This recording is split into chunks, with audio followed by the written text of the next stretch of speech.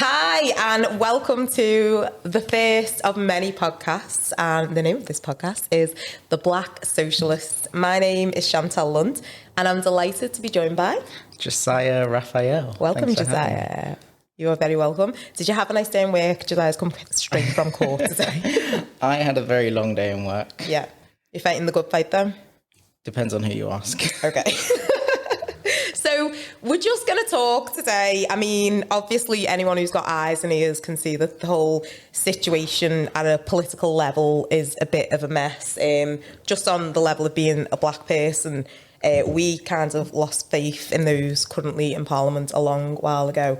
And we were going to start by talking about kind of, the Tories, but I did want to ask you, Josiah, what's your opinion on Labour?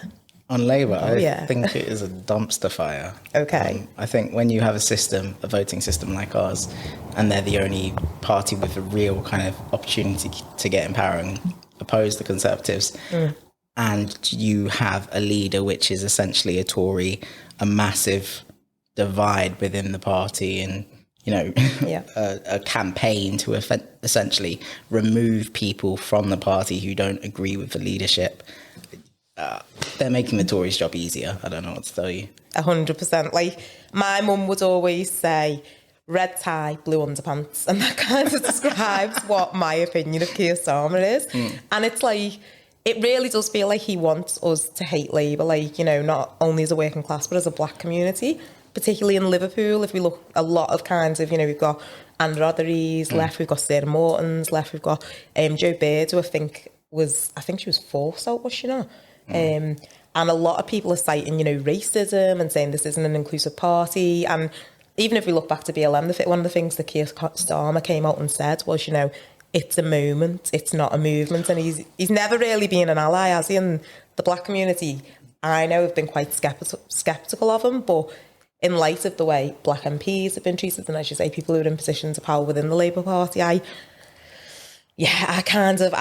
lost a bit of hope there, and I don't think that the opposition we need, and they're not holding Boris and his lot into account in any way, shape or form. I've got to be honest, I think even though the Labour Party has had its issues before, I think this is the first time we're really in a situation where people are looking outside the Labour Party for a solution en masse. We had the situation in America, obviously, with Trump, and Biden came up with that comment and said, if you're not voting Democrat, are you really black? Now, that went under the radar a lot. But essentially, we've reached the same point here where Labour have taken particularly black people and people of colour for granted for so long because there's not really any feasible alternative. Now, I know that there are other parties being looked at now, particularly in the realm of socialism and whatnot. Woo! Say it again, Josiah. Socialism's moving from a very dirty word to something which people are actually talking about these days, which is very interesting. Yeah, socialism's gone mainstream. Like, I will not lie, I did cut up my Labour membership, I think, last year.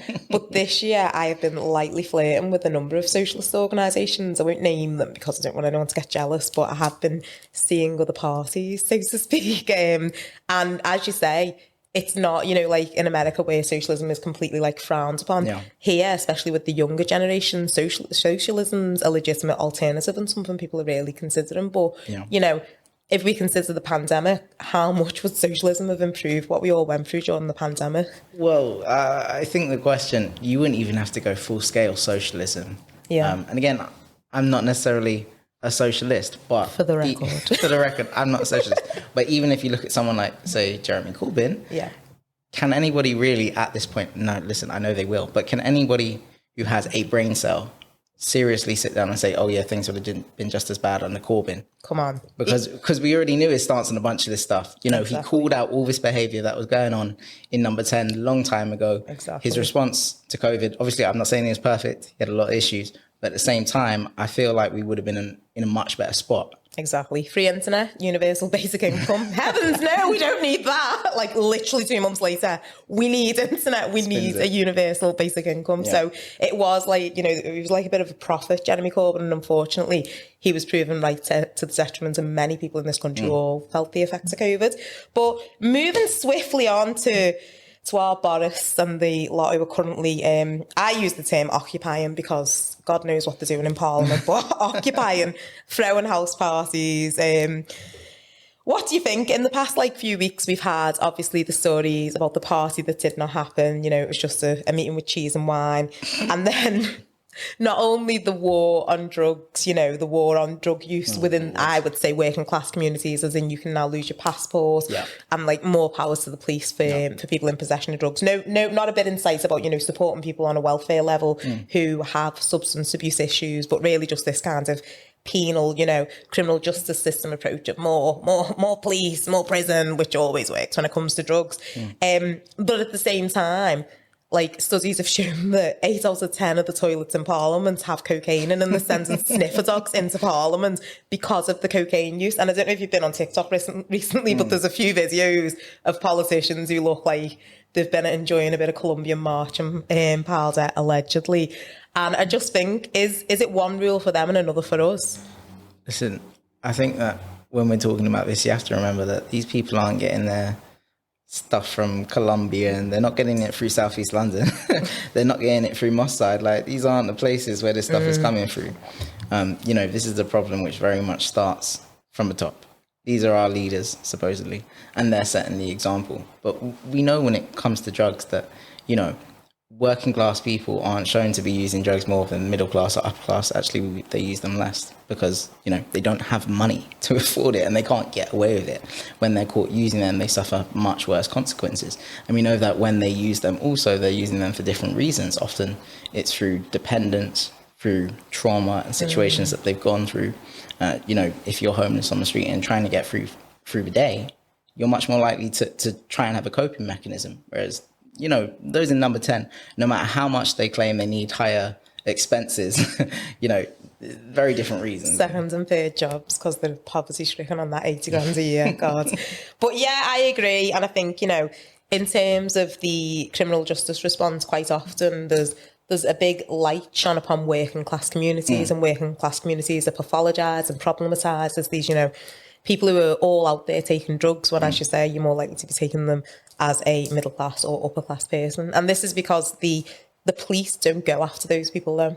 The police don't, stop and search you if you live in Kensington and you've got a £3 million house. They stop and search you if you live in Kensington and Liverpool and you're in a bed sit with 10 other people. That's where the police's attention is. So if you are only policing one community, if you are only policing one class, then that is where you will find the drug problem. Even within that, though, when we look at the stop and search figures, I know you know this as well as I do.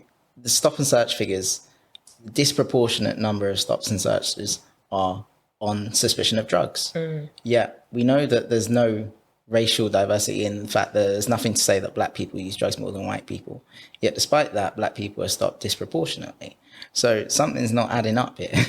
Exactly. And it's only going to get worse under Section 60, which kind of they're rolling out on a larger scale and will give the police the power to search without suspicion or belief. And it kind of, smell never kind of went away as, grounds for a stop and search, but it was always frowned upon. But I have a feeling that there'll be a lot of officers smelling weed on a lot of black people in the coming months, it's just awful. And it kind of, for me, it's just going to send us back to the 1980s. I'm just thinking he who smelled it dealt it. Exactly. Check your own pockets, officer. Check that fella who's dressed up as a busy next year in the hat. Did you see those pictures, Josiah? No. Did you not? Oh, Boris, Lord have mercy, yeah. Boris dressed up. I was like, what happened to that crime of impersonating a police officer? Does that not apply here? It's clearly a breach and it's way over the line. We're really muddying the water here. 100%. So, everyone's kind of, calling. Obviously, we've got the house party. I read today that students last year around Christmas threw in a Christmas party, and one of them got fined £10,000. Yeah. And it's like, well, are we going to give them that money back since it's clear that those in number 10 threw a Christmas party absolutely. too? Do you think they'll get it back? I don't know if they're going to get it back, but if it was me, I'd be going to the Supreme Court. I wouldn't stop.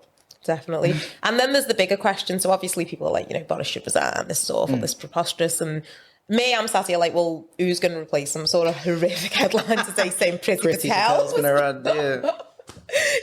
It's like this dystopian science fiction horror film that will not end. It reminds me of when Cameron was leaving. It was like, oh yeah, who are we going to get? And then when May was leaving, who are we going to get? And it's just getting worse and worse and worse. Progressively worse. But we were sort of talking about this before we started recording, and on the one hand, we should be scrutinising those, and number 10, we should be pointing out the double standards in both policy, practice, and what we consider acceptable. Why is it acceptable for, those in number 10 to have a Christmas party? And it's not even about us having Christmas parties at home. Like, I've currently got a relative in hospital. On the other end of that spectrum, you've got people who literally cannot visit relatives in hospital because of these COVID regulations. So when you show such disdain to COVID regulations, which meant that people died alone, people were buried alone, people didn't see the grandkids during Christmas, it's not that funny. So there is a real, kind of serious element where it's like, you were the ones who told us. We obviously don't trust a Tory, but in a pandemic, we actually had to put our faith in you. And this is literally how you treated us as citizens of the UK. This is how you treated us. You were literally laughing at us. There's a video of Jacob Rees-Mogg just laughing at people at how gullible we are to trust that you had our best interests at heart during the pandemic. So it is quite frustrating. But what you said, which I thought was quite interesting, Josiah, was, but what are they trying to kind of distract us from? Well, look, both with this conversation about drugs and also the party, we know that there's serious legislation which has been going on for some time now as bills in both the PCSC bill and also the Nationality and Borders. These conversations, the world is suddenly more outraged about a party and Christmas than they are about what the government is actually trying to do, which is turn this into a completely fascist, completely police state. And it's completely out of order. I don't understand it. Exactly. And for me, when publications like the paper that we do not mention in the city are running, headlines calling for Johnson's resignation, I'm kind of like, where are we not looking? Don't look at what they're telling us to watch. Watch what they're telling us not to watch. And like you say, there's two horrendous pieces of legislation passing through, the PCSE bill and the Borders and Nationality bill. Now, I'll talk a little bit about the PCSE bill. So for anyone who doesn't know, the Police Crime Sentencing and Court Bill is something which has been pushed through since the beginning of this year by Priti Patel. It started off with just generally a horrific piece of legislation, and it was, legislation about policing, obviously, and the criminal justice system, and sandwiched in between kinds of legislation which was a headline grabber, such as the sentence for people who harm a police officer or emergency service worker being increased. So if you spit at a police officer, you can go to jail for longer, which I completely agree with. Having been a police officer, it's absolutely disgusting when people do that kind of thing, and emergency service workers shouldn't be treated like that. But then sandwiched in between this legislation was legislation which was absolutely gunning for activists like Extinction Rebellion, BLM, and communities like the Black community and the GRT community. So, for instance, travellers basically can't have their lifestyle anymore. Stopping at the side of the road, they can be imprisoned, kind of pitching up with a camper van, they can be imprisoned. It rolled back powers for the police to stop and search the Black community. It made it an offence to touch a statue or to face a statue with up to 10 years in prison for doing so. Up to 10 years in prison for a single person protest which was deemed noisy or annoying. I don't know about you, but is it even a protest if it's not noisy or annoying? And these are passive actions where people aren't actually, no one's physically hurting anyone, it's a protest. So they were essentially criminalising protest. And one of my things, it was happening, in the backdrop of what had happened to Sarah Everard, obviously Sarah Everard being murdered by a police officer.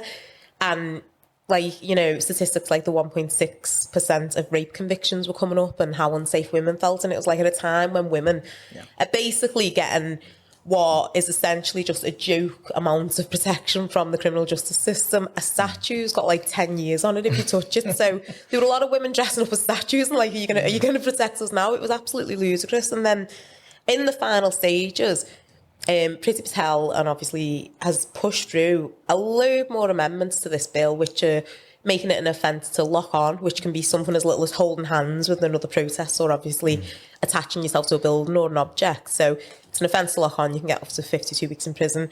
But again, it's rolling back this police power to stop and search. So again, a police officer only has to believe that you are going to cause disruption or annoyance at a protest. And that gives them grounds to search you at you or your vehicle. So they don't need this suspicion or belief anymore. They just need to think.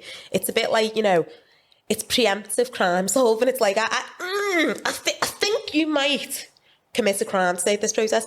And who do we think they're going to be using this legislation against? Who are they going to be looking at thinking they're going to commit a crime? Do you watch the MCU movies? Some. Okay, yes, it just reminds lots. me. It just reminds me of the Winter Soldier. Okay.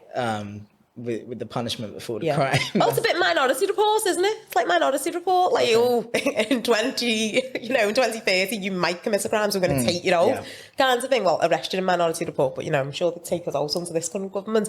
But it's this kind of crime prediction rather than based on any level of evidence. So if a police officer thinks you're going to commit a crime, you're getting searched. Well, we saw this with the response when we were talking about, obviously, the aftermath of the Everard case. And the police's official advice to people, which was, if they're suspicious, they should resist arrest and run away, at which point they'll then be arrested for resisting arrest and running away. Exactly. Try that out if you're a black woman, go on, run away from the police officer. It's just ridiculous. So there's all this kind of preemptive power that the police get, and near enough everything can get you locked up for 51 weeks now. Activists who are known for travelling up and down the UK as part of their activism, whether peaceful or not, hands up for me, can have their movement restricted around the UK and can basically have protest paraphernalia taken off you, so like your megaphone and your placards, and it's like these are things that could land you in prison for a year, and it would be funny if it wasn't so absolutely terrifying. Like, I worked out the other day that Rosa Parks, so do you know for her protest, Rosa Parks, she got a fine, I think it was like, I can't remember, I think it's like $200. She got a fine and a suspended sentence, so she never went anywhere near a prison. But under this legislation, you could actually land in prison. She could land in prison for doing a one-person protest on a bus for up to a year. And it's like we're living in truly dystopian times. But Josiah, tell me about the next bill they're trying to push through, the Borders and Nationality Bill, where we can lose our passports. So this one was another interesting one. So we know that, Priti Patel and her team have been in court repeatedly for acting unlawfully. Yeah. There's this massive focus on how we're British, we must complain about immigration and refugees. And even though, established international law and treaties are there and we're repeatedly in breach, and there's no such thing, as an illegal asylum seeker, we're seeking to crack down on it because, we hate everyone. Yeah. So in this discussion, we're talking about all these things like there's this empowerment to turn people away in the water, despite the fact that when you push people away in the water, what's going to happen is people are going to drown. Yeah. We know that's going to happen. Then there's things like, even with that, I think there's a clause, it's to give immunity to the officers involved in that. So, if they push people away and then they die, no problem. They're just fully protected. Obviously, recently, what we're seeing is this massive discussion about clause 9. So obviously, with the Shamima Begum case, we had the issue of her citizenship being removed. Yeah. Now, personally, as somebody who followed the legal side of it, which was really interesting, I obviously thought the Home Office was in the wrong and the precedent that followed from it. But even that aside, now what we're talking about is not just removing people's citizenship, but also being able to do it without notice. The wording is something like where it's not reasonably practicable and there's some concern for home security and normal waffle like that. But essentially, they can just do it. Yeah. And, you raised the point earlier about with the drugs and being able to take away people's passports. So now, suddenly, particularly if you have dual nationality, I have dual nationality, you're suddenly really at risk, without any warning. And this, it's all part of the same wheel, really, all this clampdown in terms of the control and the preemptive powers which people are enabled to have. Somebody like Priti Patel, who, again, has repeatedly been in court and found to be acting unlawfully. How future PM there, you're talking about Josiah. Yeah, I know, she's going to be coming for me next. But that's the point. That's literally the situation we're in right now. People have been making jokes about V for Vendetta. I don't know if you've seen it. But I watched it. I literally, so many things have been going on about like V for Vendetta. I was like, I've got to watch it.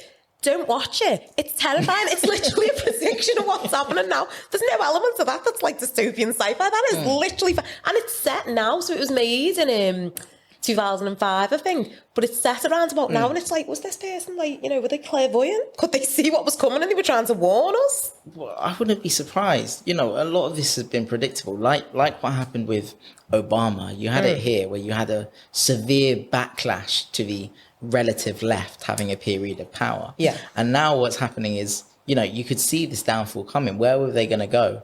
after the fiasco of tuition fees and the coalition government, Yeah. losing to that in the first place. But now what the left has essentially been doing is doubling down on that, and their inadequacy is allowing this right-wing base to build up power. You know, when we're talking about, 350 million and the referendum and everything that's gone on with COVID, we've seen it. It's something like, we got 150,000 deaths now.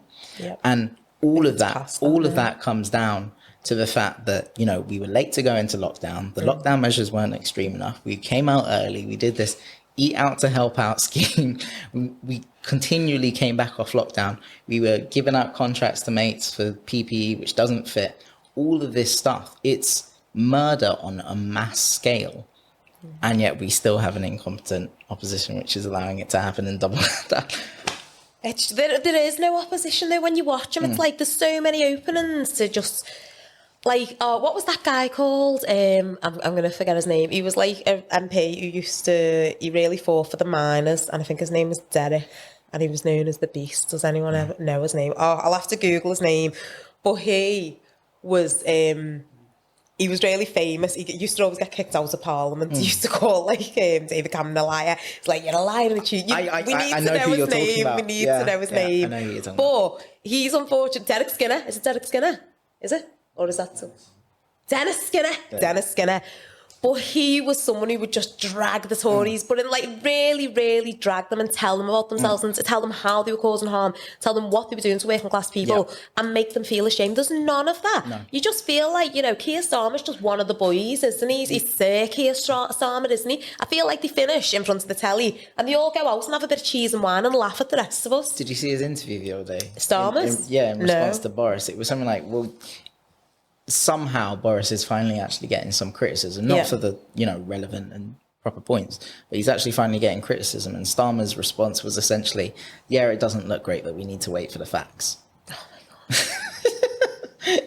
my God. Could we have any more facts than the ones we've had? Do you know what I mean? Well, it sounds like there's a full-scale revolt going on in Number 10 right now, so it looks like we're going to have more facts. I feel like it's just a power play. Like, that's just them fighting with each other because someone wants to be leader. So they're all going to, they're all going to spill the tea on each other. We're going to find out what really happened, but not to the benefit of working class people, just for whoever wants to be the next top dog to take place within the Tory party. So for me... all of this, seems futile. Whoever replaces Boris is still part of a party that hates working class people and is committing, as you say, social murder against the working class. That number is social murder because it could have been prevented with an early lockdown. It could have been prevented with policies to protect people so people weren't having to go out and work because they would have not put food on the table without working. It was all preventable, as we can see from, the likes of New Zealand and Australia. Good social policy, leaders who care and show empathy towards the people who they're supposed to protect and supposed to support meant that the death toll would have been much, much lower. But because we've got an incompetent, self-serving, completely concerned with money and capital and all of that, government's in power, just hyper-capitalism at the moment in the UK, they didn't put our needs first. They outright came and said it. I can't remember the exact quote, but it was essentially, you staying at home and working from home is losing us money. Yeah. That's what they said. It's honestly unbelievable. So, but then on the flip side that we discussed earlier, and we'll kind of tie it all together now, is... Labour, if someone announced tomorrow, Keir Starmer's going to be Prime Minister, I'd probably still be crying, do you know what I mean? And I know it's a really far away dream now because he's sort of had the whip removed and all kinds, but Jeremy Corbyn is kind of, for me, the best Prime Minister we never had because I just feel like Dad would have been giving us all a big hug right now if he was running the country. We'd all be protected. We'd be renationalising things like trains, the NHS would be funded the way it needs to be, and people wouldn't be taking their lives in their own hands to go out to work during a pandemic when really we all know we should have been staying at home. Absolutely. But one of the points, I was watching a JC video yesterday, and I thought this was quite interesting because I find that when you talk about COVID and when you talk about the whole vaccine passport, there's the minute you say anything against that, it's kind of anti-vaxxer territory. But for me, obviously I'm a criminology and social policy master's student. For me, I'm really interested in A, human rights, and B, the abuse of emergency legislation, because we all know who got into power under emergency legislation. And we know that historically, emergency legislation, sometimes it can be never ending, a bit like, the war on terrorism and the war in Iraq. They never really end, and it's when's it going to stop? So, like, you know, Engels, Marx, all of that spoke about how the economy kind of needs to be crashed and there need to be these emergencies in order to sustain capitalism. And so what I feel like kind of a genuine pandemic has been, as they would have, massively abused to make people the most money, those in power the most money. So whether it be destroying small businesses, whether it be making a lot of money from certain kinds of strategies and policies and whatnot. But for me, the big one has been the erosion of human rights. So it wasn't an accident that while we were all locked at home, they decided to take away our right to assembly and our right to protest and our right to free speech. And it was like, and we were stuck in this position of we need to oppose it, but also we need to stay home because we don't want to get sick and we don't want to, you know, we don't want to be out there like spreading this virus everywhere. But it felt quite abusive because they knew that we kind of had that internal battle of we need to stay safe, but also we need our rights. You know what I mean? Well, that was particularly interesting when you look at it through the summer of BLM, if you will. Yeah. Because that was obviously one of the most preeminent discussions, particularly, you know, we know that there is a history of medicine being used as a tool for the abuse, control and murder of black people. We know that. There are very valid historical, systemic reasons why black people have trust issues of the government when it comes to medicine. And so, you know, black people in particular were hit hardest by COVID during that time. And we saw that often, you know, a disproportionate number of frontline workers, of doctors, things like that. We also saw police enforcement of COVID fines in some areas was, you know, 10 times higher against black people. But then black people, for example, were put in that position. You are the most vulnerable. Here is a huge issue which is actually being discussed. You have to endanger yourself to go out and do it. And meanwhile, whichever option you choose, you will be punished by the state for it. It's nuts, isn't it? Like I was doing a risk assessment for some research the other day, and it's one of the only areas that's seeing it. And it basically says if you're a black or minority person, you're a higher level of risk just because of the socio and economic kinds of placement of where you are in society. And I was like, obviously that's a unit, super woke, they're going to kind of have that knowledge. But I thought, imagine the government had had that perspective with the pandemic, because we saw, before they came out with the research to support it, you'd have to have been blind not to notice that all these doctors who were dying there seemed to be black and minority. And like, it was kind of this thing of, am I the only one? Or there just loads of black doctors at the moment? And kind of a lot of people were having these really private conversations within our community. Is it me, or is it hitting our community quite hard? And then the research came out to support it. And it was a bit like, okay, when are they going to lock us down like they did the old people? And that didn't happen. It was like, yeah, but you're working in the transport sector and you're kind of, you're keeping the country ticking, so back out you go. And so there was, we didn't become, a special risk. We weren't given any special protections because they know not only where we sit socio and economically that we were more at risk, but also that they couldn't bring us back in because it was, again, let's take it back to that capital and that money making, it would have cost them too much to protect us. So it really was a kick in the teeth. And then when BLM happened, at the same time that we're getting told to go out to work and at the same time that we're getting told to go out into society, it's like, but don't go out and protect your rights. Like, don't go out and fight for your freedom. That's not what we want you out there doing. Go drive the buses, go drive the trains, go, clean the nightclubs, go do what you need to do, go be good black people. And so it was really this double standard, which was quite frustrating. But to bring you back to my JC comments, Jeremy was basically saying he wasn't a supporter of the vaccine passport because as in being mandatory and as in forcing people to have the vaccine, because where will that end? And for me, that's the concerning thing with this government. It's like, it's this constant dilemma of knowing that we have to do something, knowing that we have to keep ourselves safe, knowing what our kinds of moral duty is as citizens, but also feeling like they're seeing how much they can push it and seeing how much they can get away with, and they're getting away with quite a lot. So I do agree with Jeremy. I don't think you should take away anyone's free will, because look at all the other vaccine programs, like getting our babies vaccinated, getting ourselves vaccinated. There's always a high take up on it. Do you know what I mean? People, if you present the information and you give people the facts, then they will make an informed choice. But then if you get into a position where we're now taking away people's autonomy, we're taking away people's right to choose, you can lose your job. Will that power just end with a vaccine, or will it find its way to other? Well, I mean, the short answer to your question is no, we're never going to keep pushing it. The long answer is that is an incredibly nuanced discussion, which we can't cover in the time we have left. But really, when you're looking at it, it's really interesting. I've had these discussions with, family members and people close to me, very heated discussions. And, I've defended a lot of positions, and even something like, for example, needing frontline NHS workers to be vaccinated. To me, that makes sense, though. I understand that way of thinking. I understand specific private businesses having their own hiring practices. But when we're now extending it to the public sector and affecting, daily, every kind of everyday life, it becomes an entirely different conversation. We know that this government is just seeking power at every step they can take it. And we know that once you give someone power, they don't give it back. And I think there has to be a line at some point, and you can't keep drawing the line as you go along, because like you said, they keep pressing. So at some point we're going to need to have this conversation in depth. And, like you said, when people raise any criticism, it's immediately, oh, you're anti-vax. And, being able to have a nuanced discussion where that's not actually the case is really important. It's not about being anti-vax, but it is about saying, okay, well, where's the line that, you actually can't push us past? And you have to maneuver en masse to be able to combat that. And it's really weird that now the country is reacting because, Christmas parties and whatnot. Whereas this, that drives me mad. It's like, why is it always a really kind of, not like, it's Christmas quintessentially British. Exactly. People kick off about like the littlest things. Like, we can't get, like, there was this, everywhere got shut. We've all like lost our jobs. And then they closed the pubs. Not the pubs. And you're just like, what?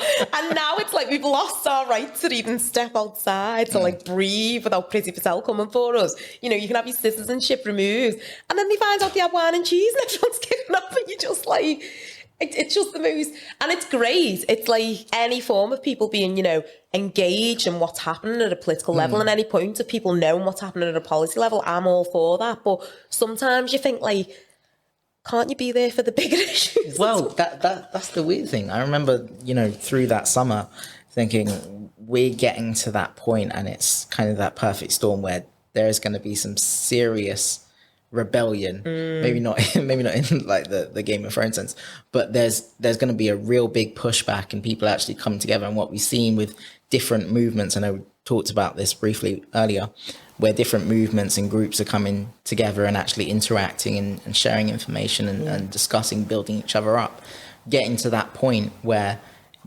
at some point there is going to be some serious pushback, and this government can't keep on going forever. They can't, no matter what it looks like. But at a certain point, it's going to have to change. For me personally, I think, we have to start putting Labour on the back foot to the point where you need to force through this change to the voting system, because ultimately that is the primary argument, and nothing's going to change until that does. Labour, of course, have a vested interest, even if they're not in government, because whenever the Conservatives aren't, they're going to be. So putting them in a position where they have to force that through. But this is all long-term stuff. And but we'll wrap up now. I've said that a few times, but every time you speak, I'm like, let's have this other point. But so before we go, I kind of want to know: do you think socialism as an alternative to our two-party system? Do you think so? Like, whatever socialist party out there, do you think that will be? Because at one time, I was reading this about at one time Labour didn't have a chance, didn't have a cat's chance, and then they unified the working class. They got the trade unions, and all of a sudden Labour out of nowhere and quite quickly became the front runner. And I kind of think, like, I have never seen anything like this with politics. I've never seen so many young people engaged in politics. I've never seen so many people kind of really up in their emotions. And Labour's not really doing it for anyone. Like, I've been to so many events recently that weren't even about politics, and so many people have stood up and gone, like, and just told me why they've, like, left Labour and why they're upset with Labour, and just, like, and I thought that something's in the air. So do you think a third party would be an alternative, or that there's an appetite for, like, this socialist, like, kinds of other kinds of voice within the political realm, challenging Labour and Tories, who just seem to be echoing each other? Or do you think that's just a utopian dream? I think the phrasing of the question is important. So we know that you can have a socialist party within this voting system, which is only partially addresses the issue. In terms of socialism, I'm not a socialist, despite how many people are telling me to be one. But I just won't admit it. I remember. So I was a Labour Party member at the time when they did the leadership race, and I remember I went to see all the speakers except one of them, Jeremy Corbyn. Whose name is irrelevant. I'm trying to think who it was. It was Andy Burnham. I didn't see. Okay. Right. And so Jeremy Corbyn, he completely took over the town that day. Remember, I met him for about 2 minutes. We had a really brief conversation. And I was really impressed with him as an individual, even though I disagreed with so many of his policies, because it was his type of politics, which was about people. And I think what you're seeing now is, socialism aside, you know, we no longer have schools and newspapers and the government which control information. You know, you saw it through Jeremy Corbyn, where an infinite number of young people joined the party, and it was unprecedented. And now you're seeing it through, you know, I learn more about politics on TikTok than I do from anything else, because you have people having a platform to get informed and go in depth on it. And so now when people are in control of their own information and people can reach out and make those connections, and it's almost what you're saying with Internet 3.0, which is a different conversation, where the information is not held by one central regulatory body. That's really interesting because it enables people to push that. So I do think that's coming. I think it's coming sooner than we expect. I don't know if it will be in the form of socialism, but it is coming. Well, that feeds into my next question, because that was what I was going to ask. I remember, again, sitting in one of my many meetings that I go to, maybe 5 years ago, and like being really frustrated just with, I think the Tories, I don't know what budget they cut, but they cut a budget. It was probably a children's budget. I was really upset with them. You know, I've always worked in the public sector, so I kind of saw the impact of what they were doing at, like, you know, at a frontline level. And I was having this conversation, it was about 5 other people in the meeting, and I was kind of like, but when is the rest of the world going to wake up to this? When is the rest of our class going to wake up to what is happening?